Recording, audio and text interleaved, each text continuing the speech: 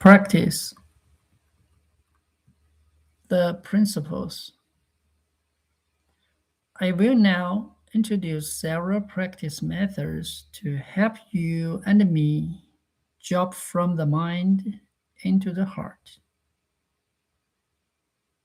Although these practices have already been discussed in my earlier All of Life series, I'm quite confident that if you have read this far and have practiced before, your entry point, proficiency, and depth of realization will now be completely different.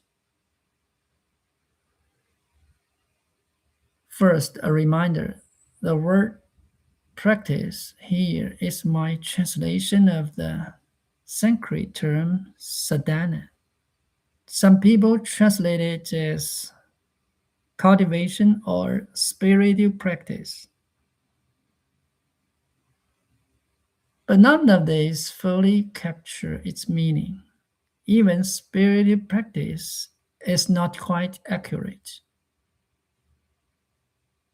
These translations fail to convey the essence of surrender and releasing the world. That is why I often use the original Sanskrit term directly in my books. True sadhana is, at most, releasing this world and surrendering. In other words, through practice, we are simply learning to surrender. Surrender to whom? To where? Ultimately, we surrender only to our true self. When a person can surrender completely, a short circuit in life occurs, a thorough short circuit that dissolves all concepts, including the I. Surrender also contains another realization, that continuous acknowledgement and affirmation that everything we can experience in this world, the things before our eyes, our interactions with others, all experiences, arises from the relative. The relative itself is born through comparison, opposition, and friction. Without opposition or friction, this world would not exist. Only the absolute would remain. Surrender is, at most, the complete realization of this. Therefore, do not create any further opposition or friction toward the relative. Let it come as it comes. Let it go as it goes. Do not affirm it again. Do not expand it, and do not reinforce the existence that it never truly had. In this way, a person stops creating friction or opposition with the relative at every moment and naturally discovers that the relative can go no longer have any effect on this body and mind in the human world. One unknowingly settles into the realm of the absolute, the dimension of oneness, boundlessness.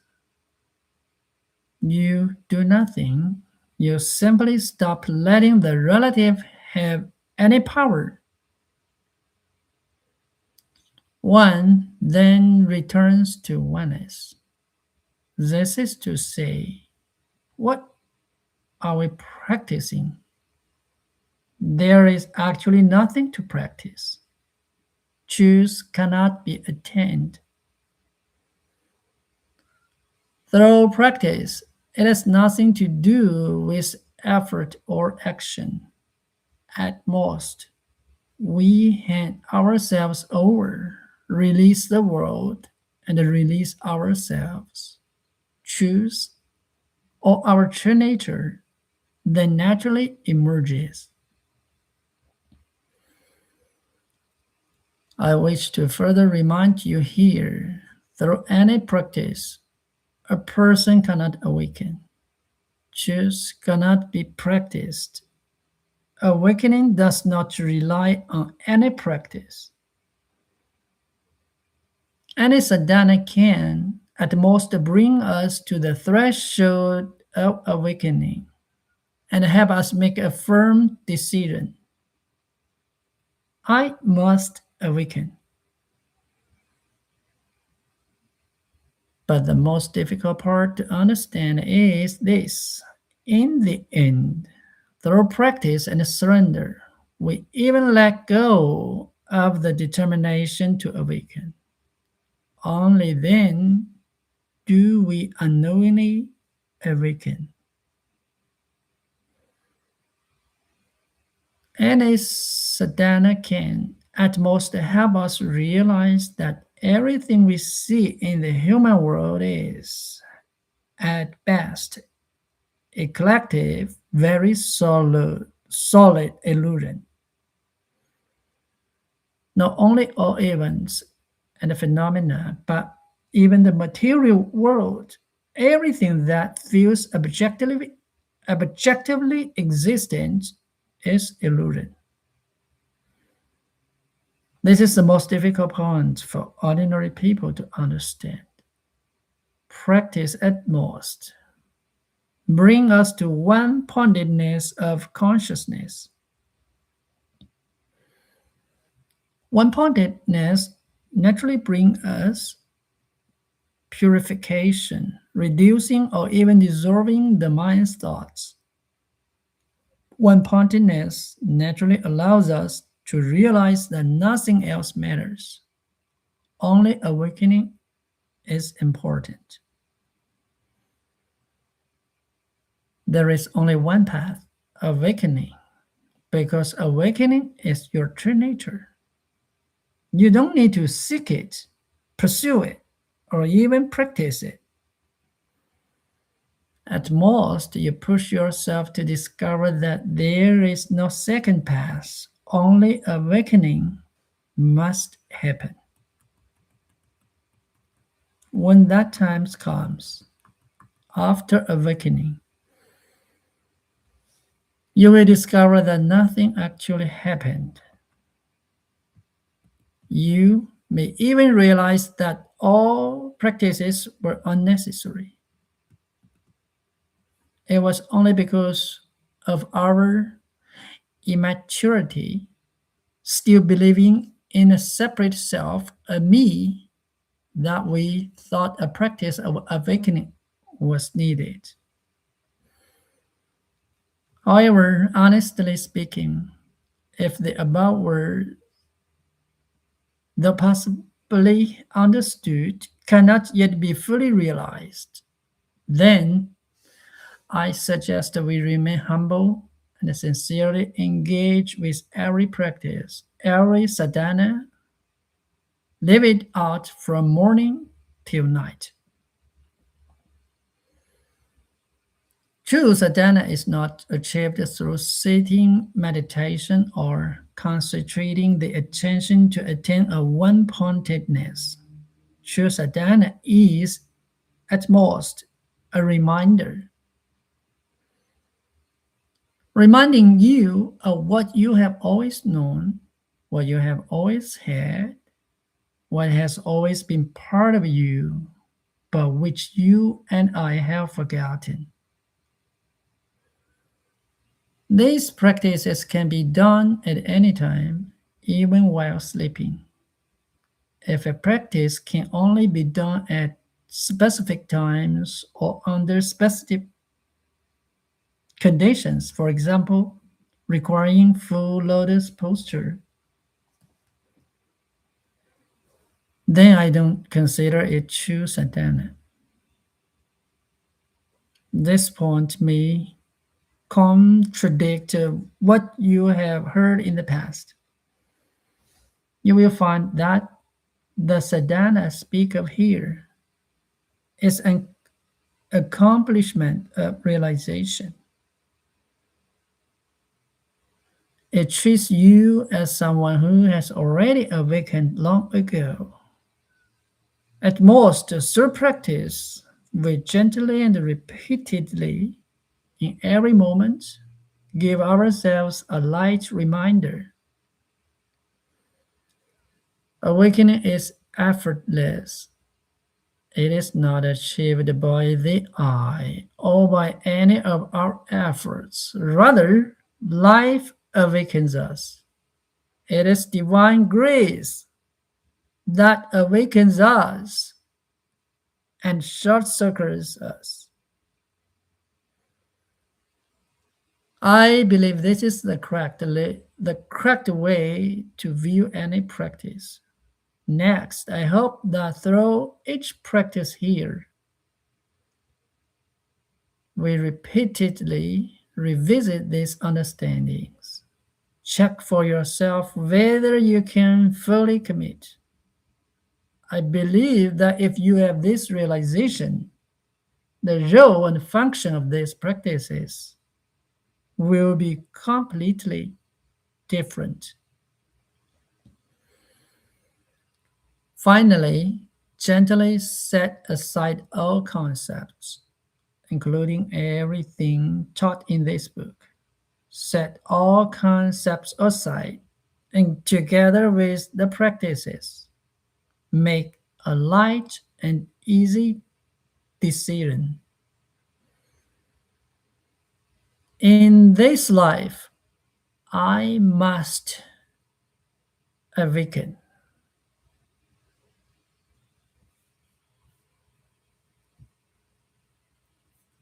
Practice 1. The practice of sleep. Sleep is actually one of the best tools for practice. Deep sleep without dreams is actually closer to our true nature, however, because we usually do not know it and cannot be aware of it.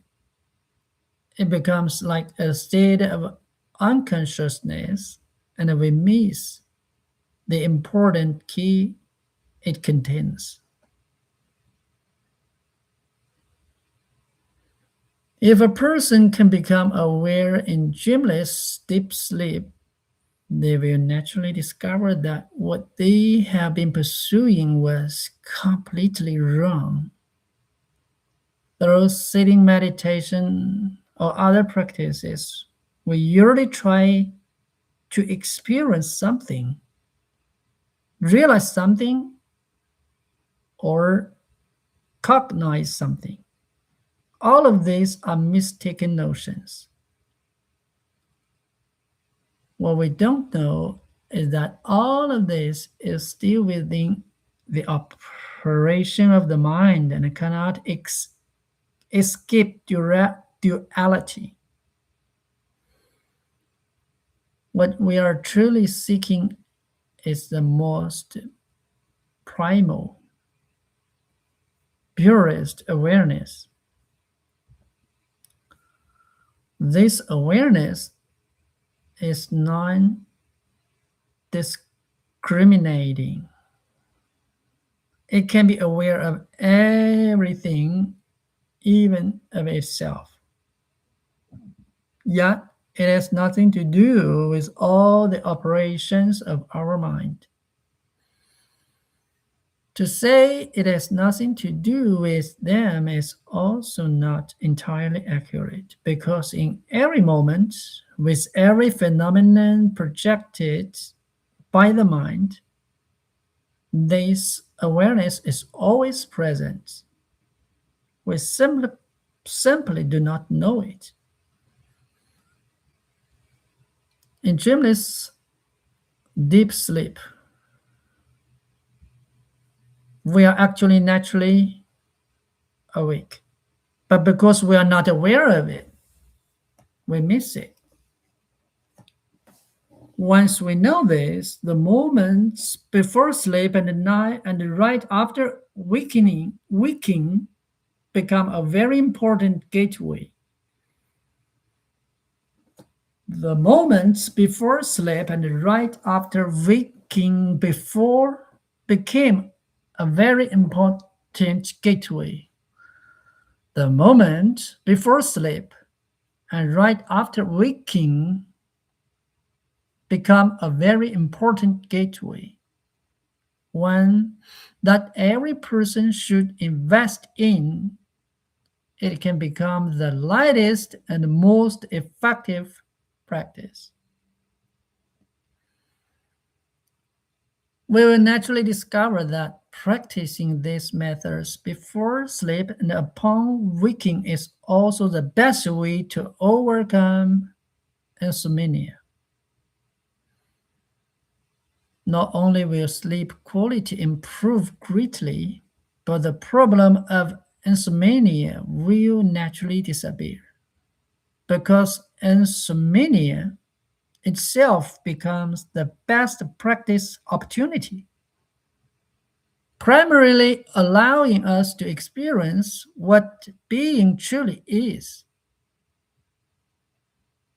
After waking, we will find ourselves facing the daily lightly and positively, and it becomes easier, even natural, to experience oneness, our own true nature.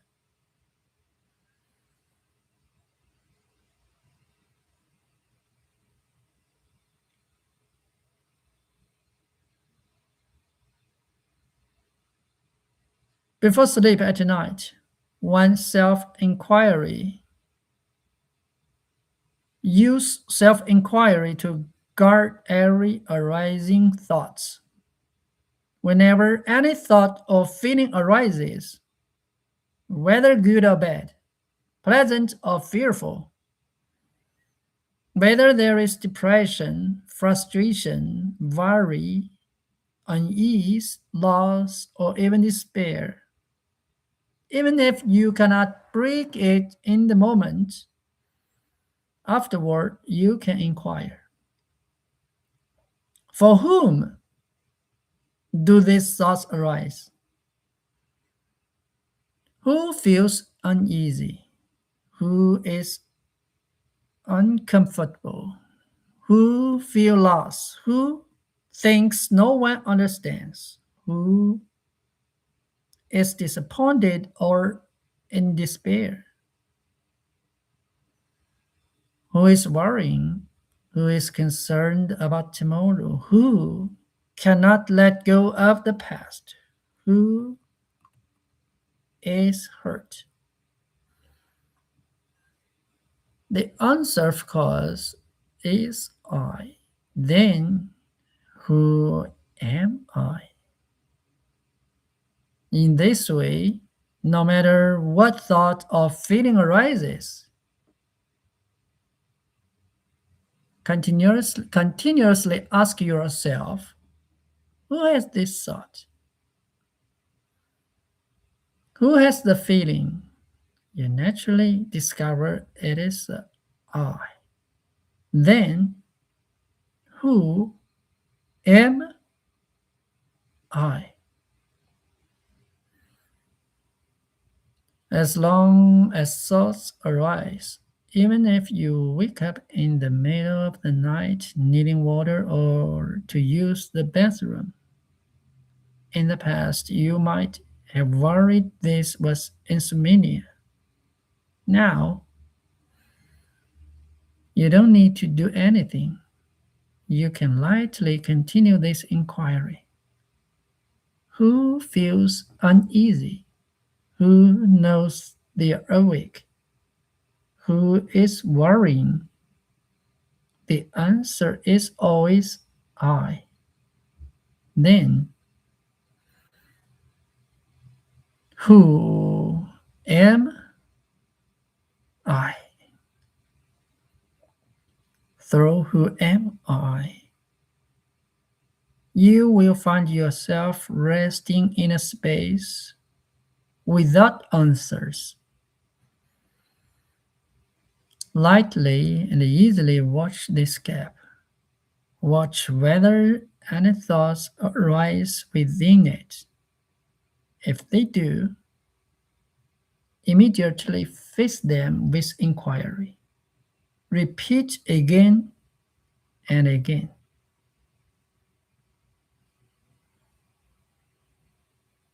This gap will gradually expand. At this point, you may begin to experience what awareness is, but what you are aware of next is not important. As long as there is still something to be aware of, use inquiry to return again and again. If you find it difficult to do self inquiry before sleep, you can lightly use the I am practice mentioned earlier. I am, I. Continuously observe the breath. Gently place I on the inhalation and am on the exhalation.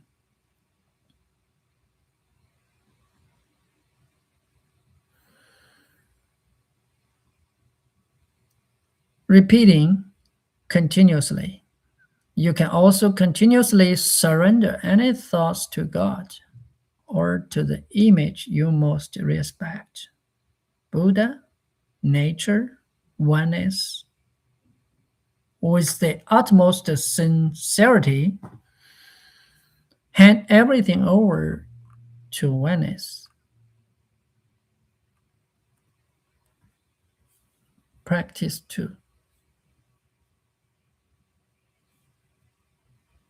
The practice of facing the day. The practice of facing the day. The moment you open your eyes in the morning and know you're awake, do not rush to get up. This is the perfect time for self inquiry. Lightly notice that before waking, there was a gap, no thoughts, only the knowing that you have woken without any extra ideas. This gap may last 1 second, 2 seconds, or even 10 seconds. But then you naturally begin to notice, this is my bed. I'm still lying on it. I can see the ceiling. There is a pattern on the wall. Yesterday, someone said something that made me uncomfortable. I was bullied before and felt wronged. I'm so unlucky. Today, I have an important task I'm not prepared for. I need to rush somewhere this morning. I still need to prepare breakfast. I have a social engagement tonight. I don't seem to have rested enough. A whole series of thoughts arise, and the world is rebuilt once again. The world becomes real again. At this moment, even if you cannot stop the thought, it is very important to witness them. Ask yourself, for whom do these thoughts arise? Who has all these rich feelings?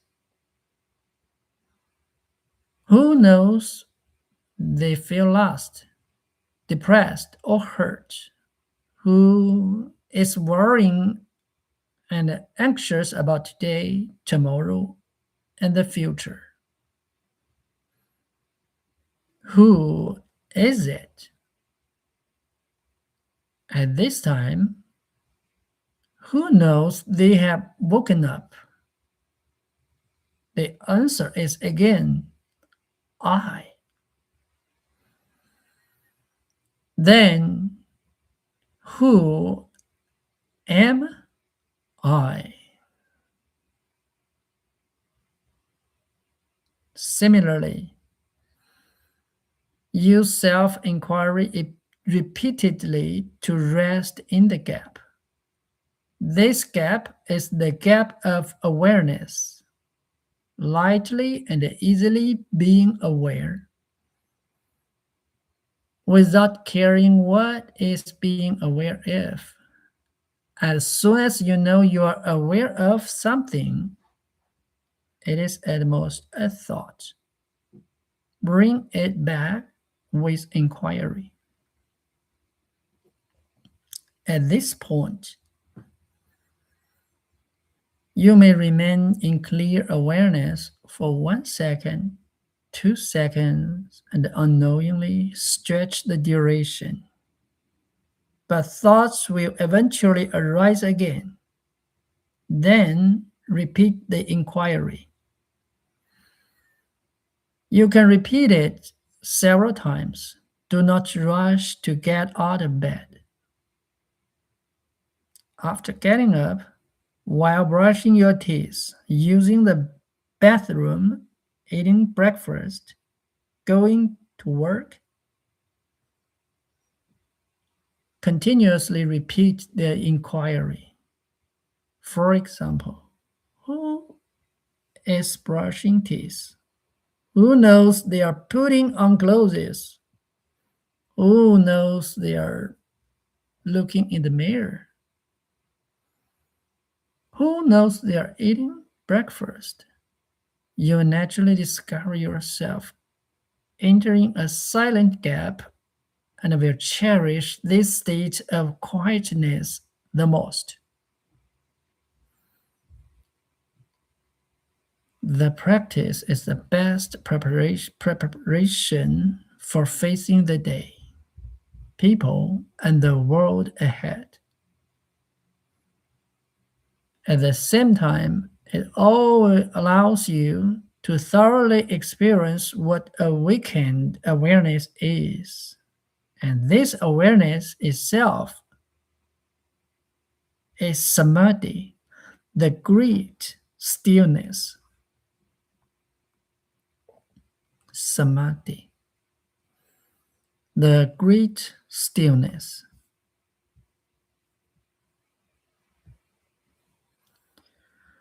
Throughout the day, we will inevitably be carried away by people and events.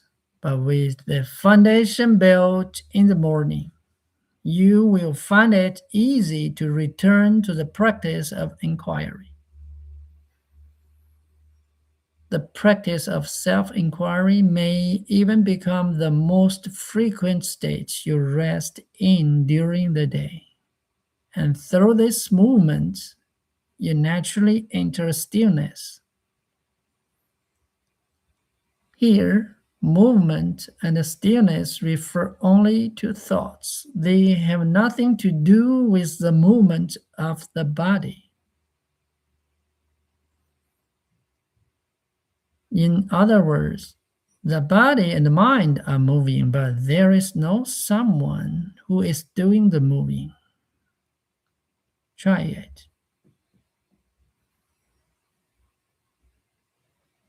Can you let every single moment throughout the day naturally become sadhana, become practice? At any time, treat the present moment as a gateway. Clearly know that all of this is illusion, that I do not exist. Through self inquiry, continuously remind yourself and you have always been at home, always in oneness, and have never left. You're simply carried away by the moment for various reasons. Once you know this, you return to oneness in this way. Every moment naturally becomes the ultimate sadhana or practice. If self inquiry is difficult, you can always begin with I am or surrender. Practice 3. Not this, not this. Natty, natty.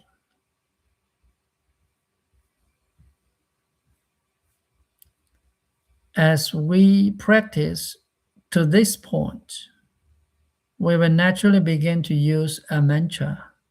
Natty, natty, not this, not this. Or, as previously said, not this, not that. If a person reminds themselves of these words from morning till night, they will naturally enter the highest truth.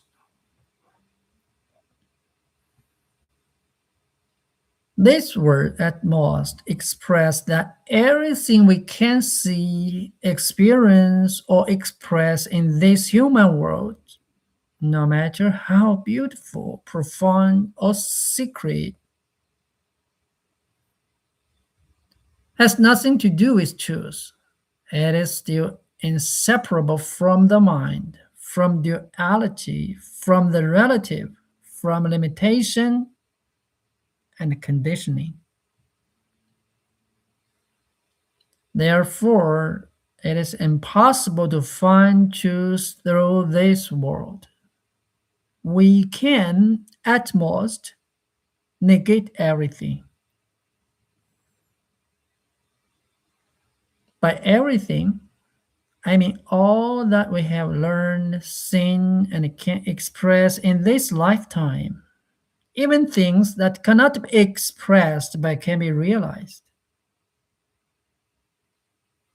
Only by negating everything, negating the relative, limited, and conditioned world, can our true self, the oneness we have been seeking all our lives, naturally emerge. It actually has nothing to do with us, yet it has never left us. But because we cannot fully hear these words and keep doubting on the surface, we still need to do something. That is to negate it, to negate everything. If we choose light existence, at most we simply remain in being, continuously being in every moment. We will naturally discover that what we are looking for is already here.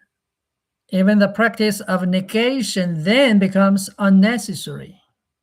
Only when the person completely stops seeking, stops expecting, stops resisting, and it gently shifts from doing to being, will it emerge. Once it emerges, we naturally discover that we have never left it. Left it. We have never left it. If you treat this practice, not this, as your closest friend, you will naturally find that all the answers you have been seeking in this life will flow out from your heart. You will easily enter the short circuit. As for who short circuits who, it no longer matters. Or more precisely, it no longer exists at all, because there is no such thing as oneness. Mind, I, we, you, or world, let alone anything called short circuit. However, precisely because you may still find it hard to believe or may still doubt, I can only encourage you just to keep practicing.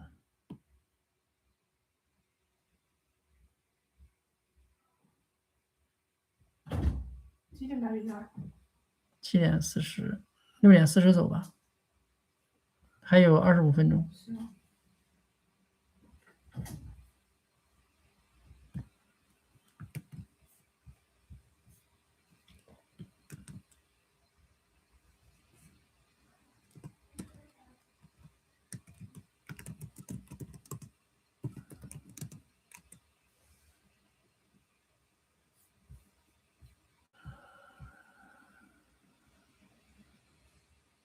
Practice 4.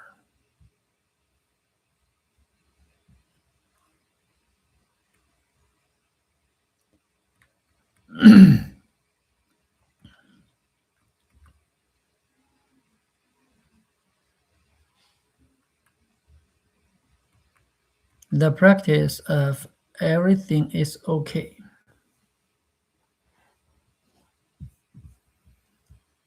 The practice of everything is okay.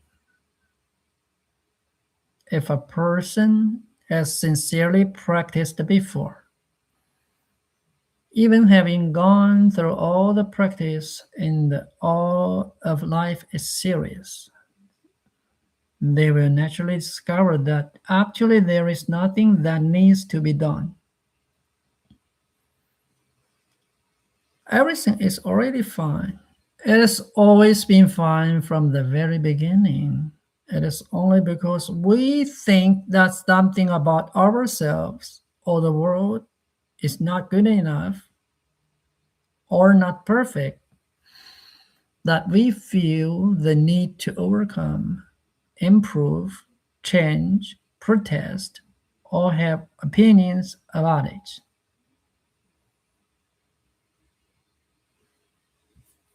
Understand this is itself the best practice. What I mean is the practice of everything is okay.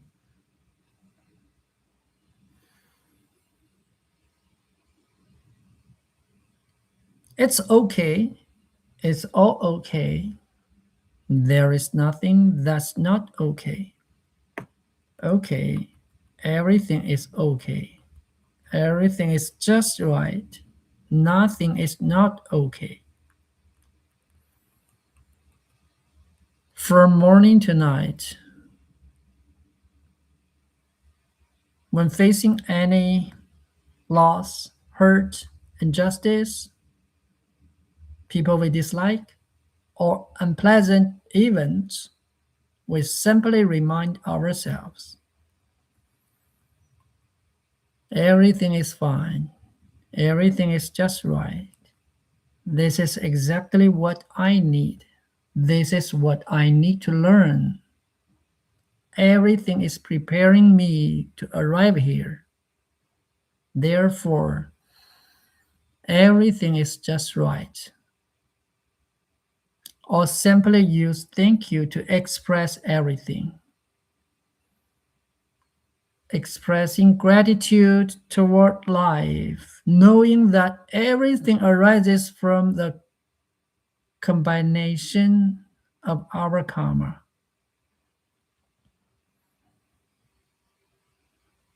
There is nothing to argue about, even if the situation or the person in front of us makes us uncomfortable. Because of deeper understanding, the most we can do is let thank you arise in our hearts. It is gratitude for this very realization.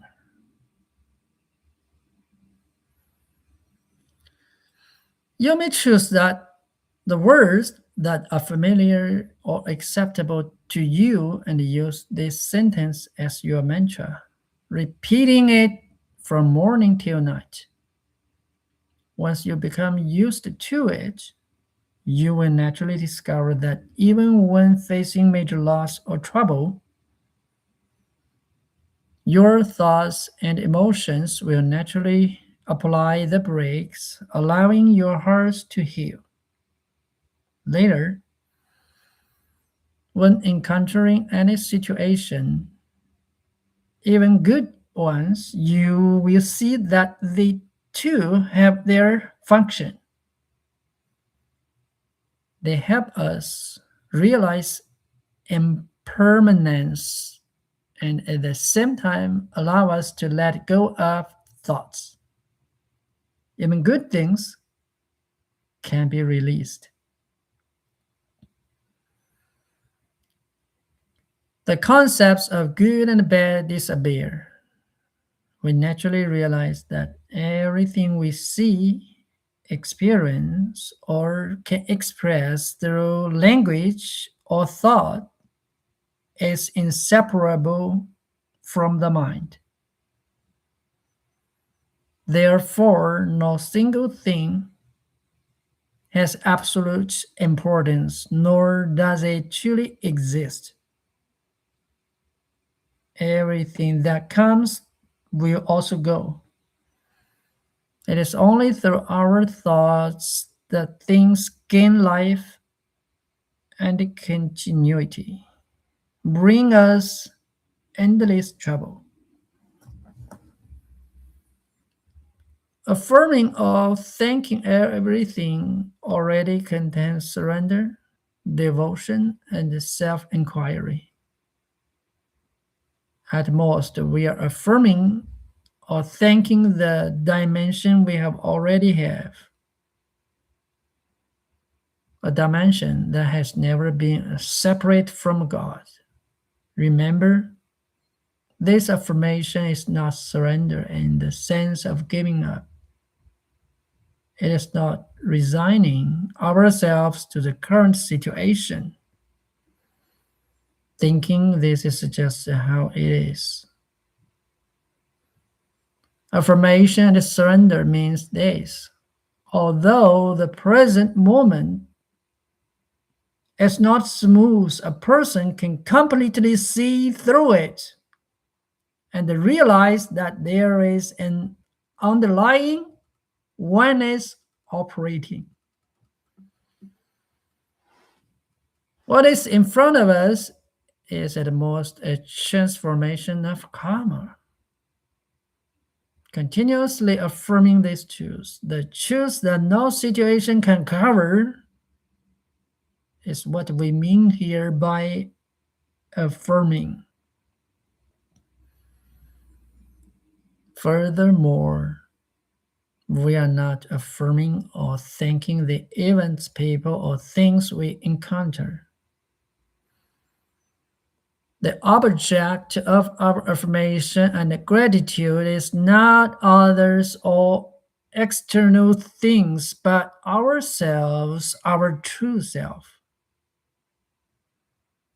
That is God, one is the all.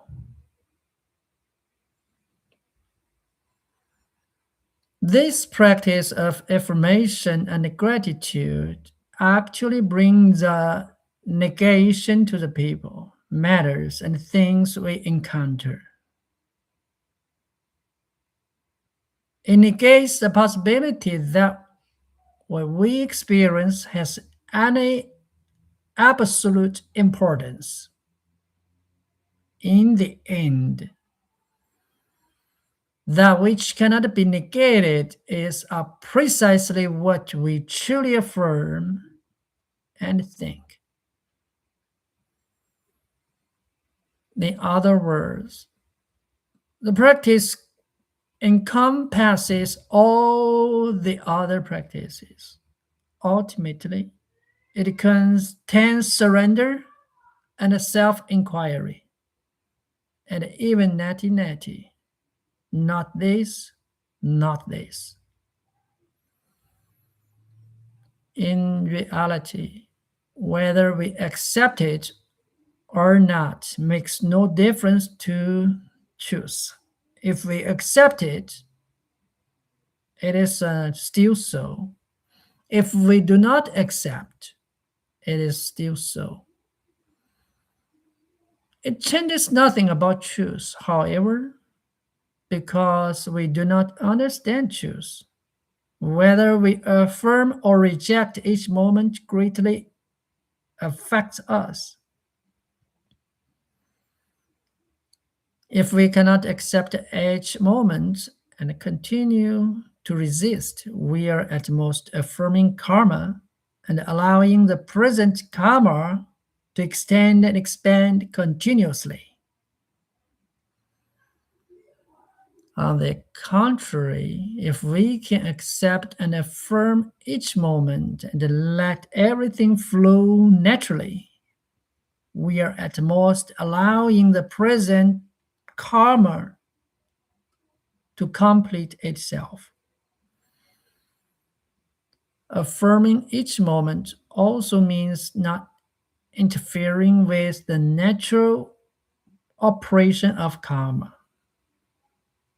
It will naturally dissolve itself and dissipate the accumulated energy from the past.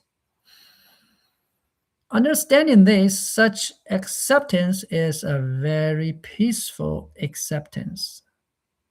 At the same time, it brings a negation. Negating that karma has any real importance. Thus, any situation in front of us can become a gateway that we can see through. If a person can continuously do this practice from morning till night, even before sleep and right after waking, they will naturally arise at the threshold of the highest truth. In the past, I would express it in English like this: nothing in this world is real. In this life, nothing is real. That which is real is nothing.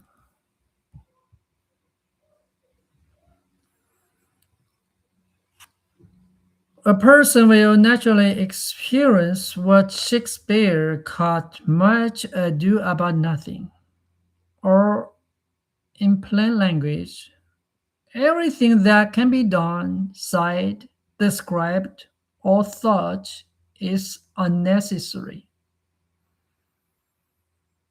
This includes this practice and all the concepts brought forth in the All of Life series. They are all unnecessary. Practice 5. The practice of I, I. When a person reaches this point, they will naturally discover that every spiritual path and every practice is interconnected. Surrender or devotion naturally contains self inquiry. Self inquiry naturally leads back to surrender. In the relative world, everything is multifaceted. multifaceted, yet one.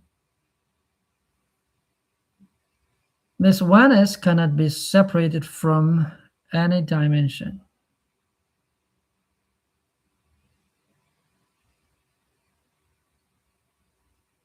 Therefore, from one angle, we can naturally return to oneness. Oneness needs to do nothing. Everything has always been perfect. Perfect means there is only oneness. Apart from oneness, there is no other existence. Therefore, no matter how much we practice or cultivate, it can't be achieved through doing. Not only can it not be achieved through doing, but there is no need to do anything at all. Understanding this, we naturally discover that the I am or I taught in the All of Life series is an excellent reminder.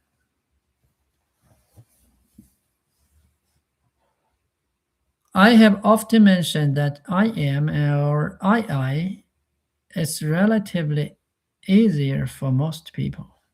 If a person cannot do self inquiry or surrender, then practicing I am or I together with breathing and witnessing is a more accept, accessible entry point.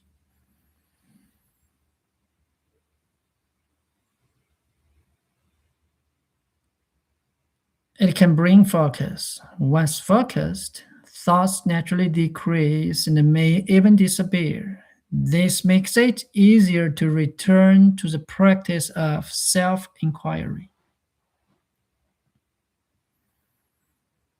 However, once you become proficient in I am, you will naturally realize that it is suitable for beginners and at the same time contains the highest truth. It can be considered one of the highest teachings. Most people think I am is the easiest practice.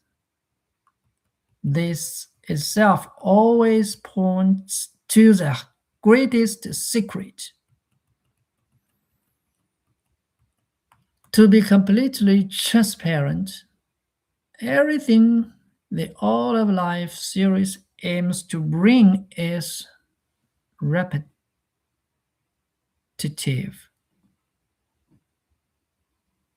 repetitive. To awaken, a person at most only needs to make a firm decision that they will awaken. It has nothing to do with any doing, practice, or method. After awakening, one naturally discovers that nothing actually happens, and that awakening itself is our original nature.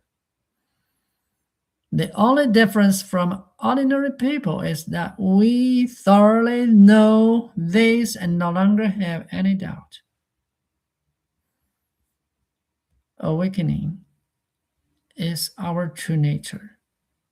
It's also a bold acknowledgement that we are actually no different from God, from oneness, from Buddha nature. We are actually that. The practice of I am at most affirming this realization. With every breath, we are not only affirming but clearly declaring in our hearts, I am that. I am God. God is me. Apart from the I, the greater I, the cosmic I, the universal I, which is oneness and also emptiness, there is no other. Everything is Him, only Him. There is nothing that is not Him. You and I are Him. In the beginning stage, this declaration brings stability and focus, just like a mantra.